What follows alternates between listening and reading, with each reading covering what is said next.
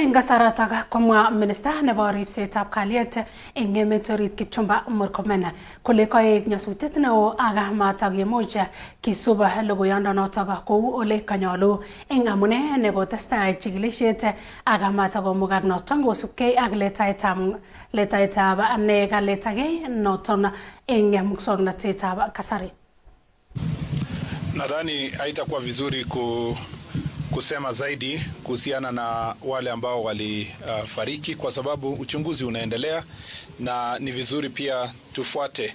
Kwanza wacha niseme kwamba kama viongozi hapa tulijadiliana sana kwa muda mrefu kama tutaweza kusema saa hizi kweli wangapi wamefariki ama hapana, lakini tulipoona habari ambayo mmepeperusha tayari kwa nchi nzima, tukaona tu ni kwamba ni afadhali tuseme wale ambao wamefariki.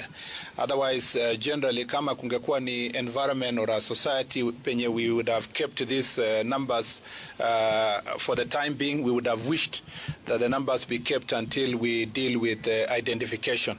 But because in this era of social media presence and information control, it becomes very difficult.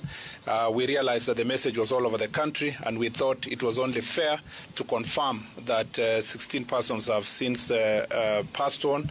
But then this creates also another trouble for us, which is the anxiety among the parents, trying to know who of them has lost their loved one. So that is the speed with which we are moving now, faster to try to reach as many parents as possible using deductive method, identifying those who are here, releasing them, and then those who are unaccounted for, we start speaking to those parents and start counseling and reaching out to them. So really we have had to work backwards because of the nature of which information flies in this world.